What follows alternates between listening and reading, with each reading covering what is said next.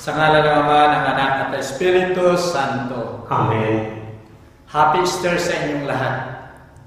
Minamahal ko mga kapatid, napakaganda ng ating pagdiriwang ng muling pagkabuhay sapagkat ito ang kasagutan upang tayo magkaroon ng patuloy na pag-asa sa ating buhay. Sumainyo ang Panginoon. At sumainyo rin. Ang pagbasa sa Banal na Ebanghelyo ayon kay Juan. Luwalhati sa iyo, Panginoon. Noong madaling araw ng linggo, si Maria Magdalena ay nagtungong maaga sa libingan at nakita niyang naalis na ang bato sa libingan. Kaya tumakbo siya kay Simon Pedro at sa isa pang alagad na mahal ni Jesus at yunika sa kanila. Kinuha ang Panginoon sa libingan at hindi namin nalalaman kung saan siya inilagay. Lumabas nga si Pedro at ang nasabing alagad at nagtungo sila sa libingan. Magkasabay na tumakbo ang dalawa, ngunit ang alagad ay patuling nagpauna kay Pedro at naunang dumating sa libingan. Nang yumuko ay kanyang nakita ng nakalapag ang mga kayong lino, ngunit hindi siya pumasok. Dumating na kasunod niya Simon Pedro. Pumasok siya sa libingan at nakitang nakalapag ang mga kayong lino at ang panyong itinakip sa ulo ni Jesus na hindi kasama ng mga kayong lino, kundi hiwalay na nakatiklo sa isang tabi. Noon ay pumasok na rin ang alagad na naunang dumating sa libingan. Tumingin siya at sumampalataya, sapagkat noon ay hindi pa nila natatalastas ang kasulatan na si Jesus ay kailangan na mabuhay na maguli. Ang salita ng Diyos. Purihin ka, O Kristo.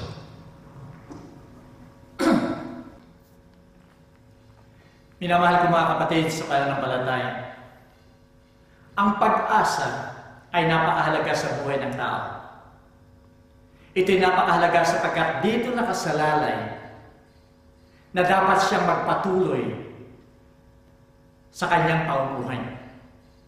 Pero ang daming mga tao na nawawala ng pag-asa. Mga may sakit na wala nang ginawa kundi pumunta sa hospital. Mga may sakit na wala nang ginawa kundi araw-araw ay ilang gamot ang kalang iniinom. Mga may sakit na patuloy na inuoperahan sa ospital. Mga may sakit na patuloy na sumisigaw ng sakit at hirap dahil sa kanilang nadarama. At ang katanungan lagi nila, mayroon pa ba bang pag-asa ang buhay? O ako kaya ay may pag-asa pang mabuhay? Mga tao na naghihirap, mga magsasaka, na patuloy na nagpapakahirap sa kanilang pagsasaka upang magkaroon sila ng magandang ani at magkaroon sila ng magandang buhay. Subalit kalimitan ay hindi pa nila nakukuha yung mga ani nila, ay naririyan na ang mga trahedya, bagyo, baha. At dahil dito, patuloy silang naghihirap, patuloy sila na hindi alam kung saan patutungo at sila'y nagtatanong din, may pag-asa pa ba ako para ako ay makaahon sa kahirapan? Mga tao na patuloy na naghahanap ng mga trabaho. Subalit sa kabila ng kanilang paghahanap ay wala silang makuha o may makuha man sila ay hindi sapat para masustentuhan ang kanilang buhay at ang kanilang pamilya. At lahat ng mga tao ito ay sumisigaw, mayroon pa bang pag-asa sa amin? Kung nais mo makuha ang mga tao ito, bigyan mo sila ng pag-asa. At ito nga ang ginagawa ng mga politician ngayon. Lahat ng pangako nila ay pagbibigay ng pag-asa sa mga tao para makuha sila at bumoto sa kanila. Kung ikaw ay magsasaka, ikaw ay papangakuan ko na ang iyong pagsasaka ay magiging maaluwan, magiging matagumpay, at bibigyan ng suporta. Kung ikaw ay manggagawa, ang pangako sa iyo ay may pag-asa na ang iyong sweldo ay tataas upang magkaroon ng sapat na pagkain at suporta sa iyong pamilya.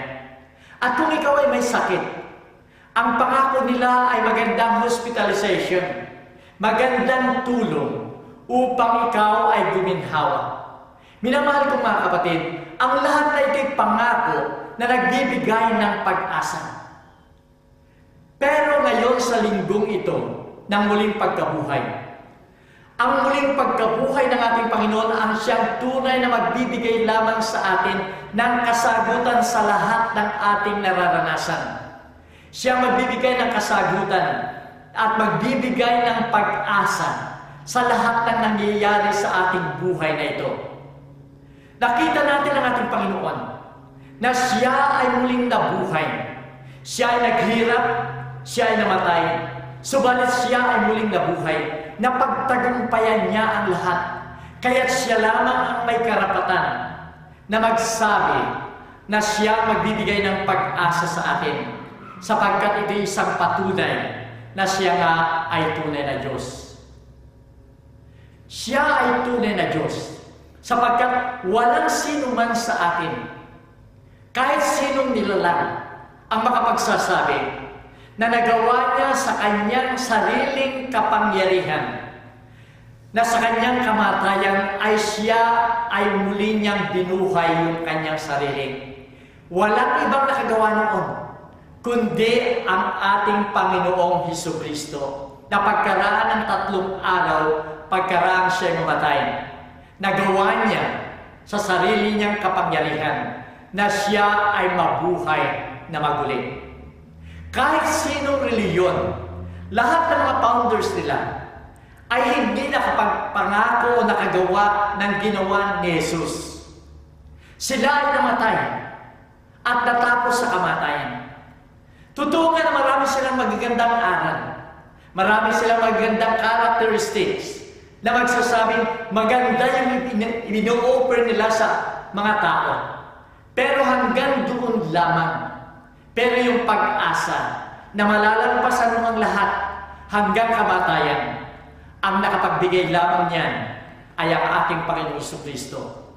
Kaya tayong lahat ng mga Kristiyano, tayong lahat na tagasunod ng ating Panginoong Jesucristo, ay tama yung ating ginagawa.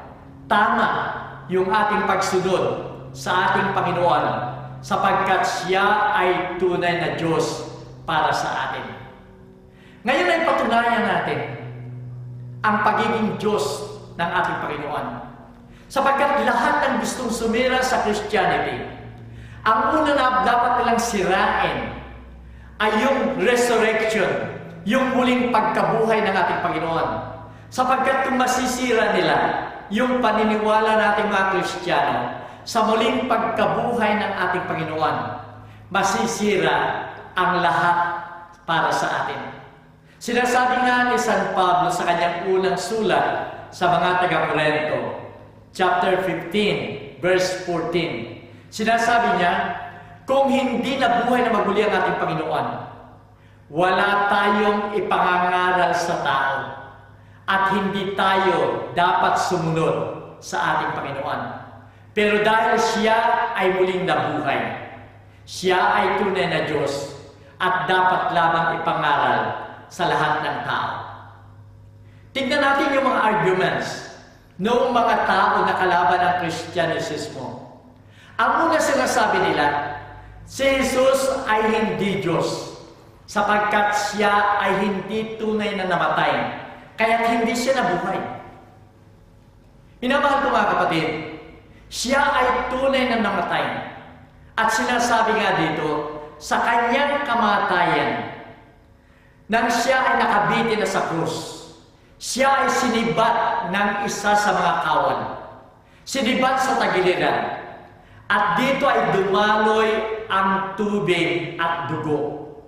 Kahit sinong nag-aral ng medisina, lahat ng sugat, at kung ang sugat na yan ay nilalabasan na ng dugo at tubig, nang ibig sabihin, humihiwalay yung tubig doon sa dugo na yan, ang taong ito ay patay. At alalahanin din natin, sinasabi sa banal na kasulatan, si Nicodemos ay pumunta doon sa punong pari at hiningi ang katawan ng ating Panginoon. At doon sa paghingi niya sa katawan, anong ginawa ni Nicodemos? Katulad ng tradisyon that time, nilalagyan ng herbs yung katawan ng namatay. At pagkatapos siya ay ibabalot sa puting damit. Kaya pag ibinalot na yung katawan na yon na may herbs, pasimula sa ulo hanggang paa, yung mga herbs na yon ang sisip-sip sa tubig na nasa katawan ng tao. At dahil wala ng tubig ang katawan ng tao, siguradong siya ay mamamatay.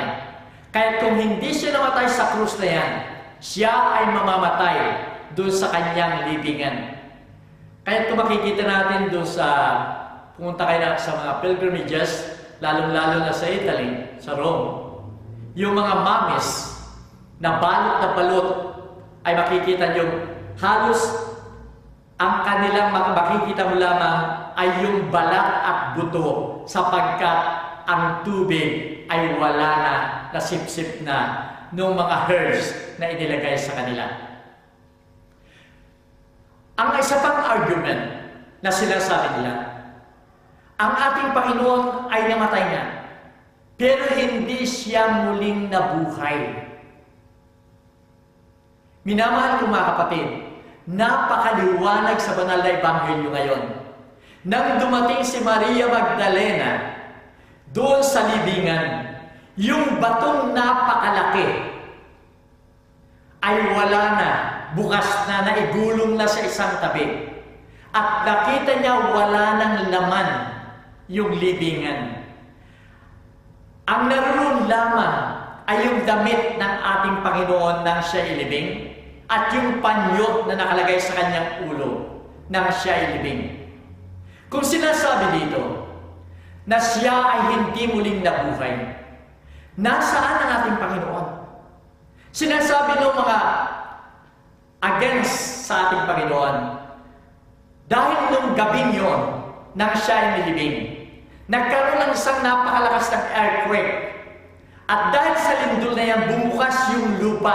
At doon ang ating Panginoon ay nahulog. At doon siya nalibing. Kaya patay pa rin siya, hindi siya muling nabuhay. Wala sa libingan pero nasa ilalim ng lupa.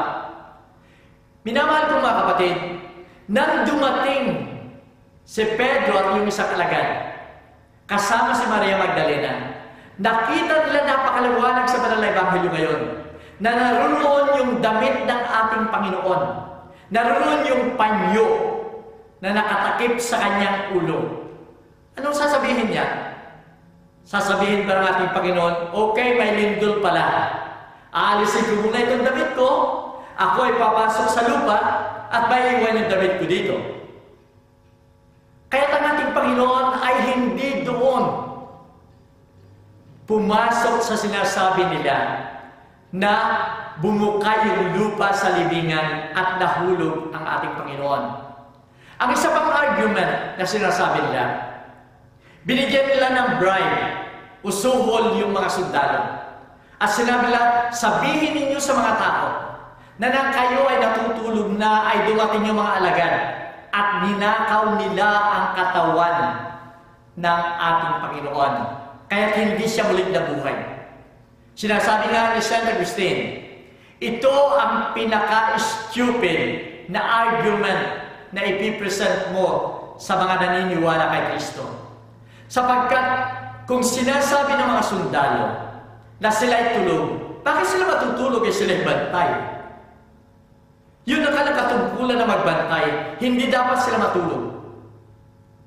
At kung ang ating Panginoon, ang mga alagad ng ating Panginoon ay dumating, sila ay walang armas at ang mga sundalo ay may mga armas.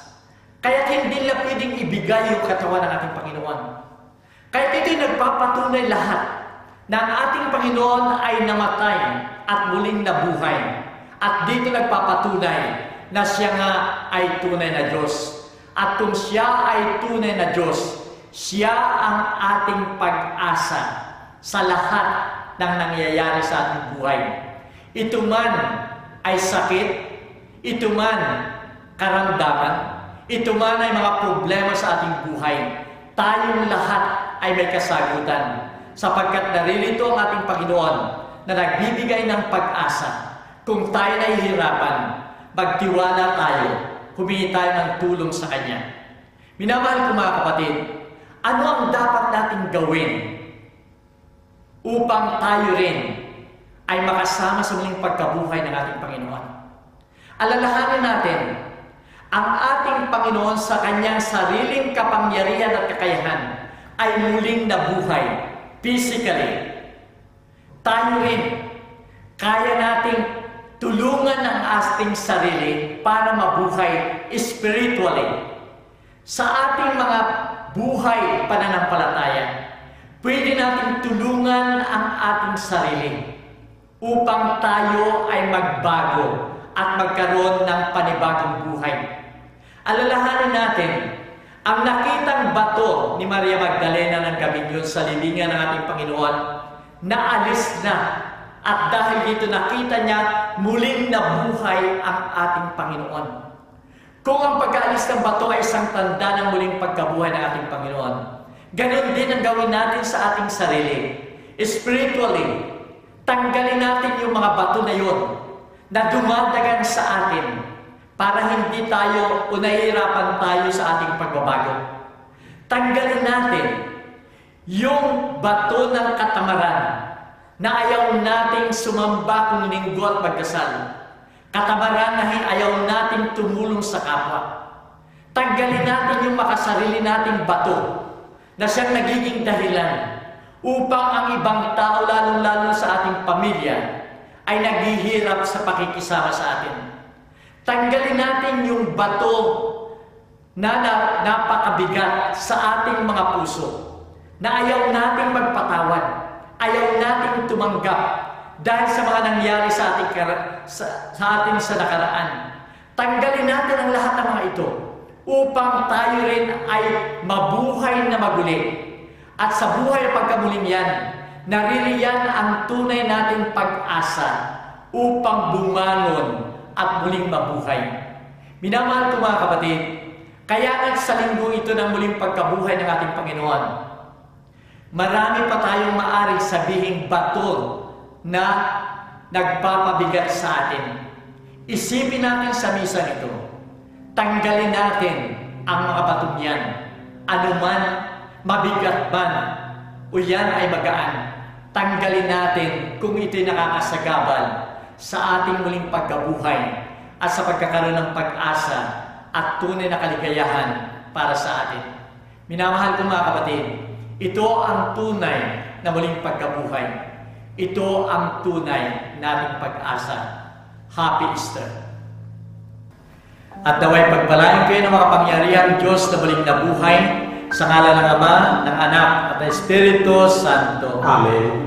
Humayo tayo mapayapa. Alleluia, Alleluia. Salamat sa Diyos. Alleluia, Alleluia.